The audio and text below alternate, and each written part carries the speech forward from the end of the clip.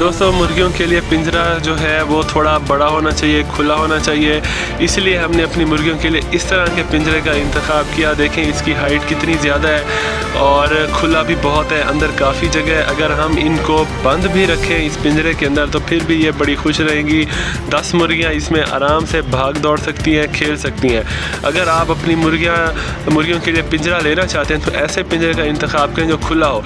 जो बिल्कुल छोटे और तंग पिंजरे होते हैं या लोग अपनी तंग जगह पे पिंजरे बनवा लेते हैं कि ये जगह फालतू है, इधर पिंजरा बनवा लें, तो वो मुर्गियों के लिए बिल्कुल स्ट्रेसफुल इन्वायरमेंट होता है। हम मुर्गियाँ लेते हैं ताकि उनकी सेहत अच्छी हो, हम उनसे मीट ले सकें, या फिर उनकी एग प्रोडक्शन की वजह से।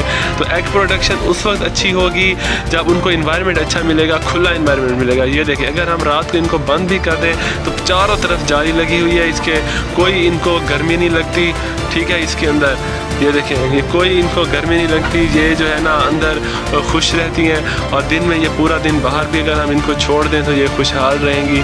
इसी तरह सर्दियों को अगर हम इस केज को धूप पे रख दें, ठीक है, एक तरफ छाँव बना दें और एक तरफ धूप रख दें, पूरा दिन भी ना खोलें, तो ये मुर्गियाँ इसमें जो है ना आराम से पूरा दिन गुजार सकती हैं। तो इंतखाब पिंजरे का इस तरह होना चाहिए कि मुर्गी स्ट्रेस फील ना करे।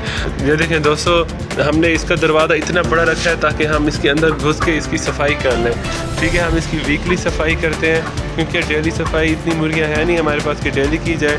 हमने लास्ट टाइम जो है वो थर्सडे को की थी, अब कल थर्सडे है तो आज शाम तक या सुबह तक इसकी सफाई हो जाएगी।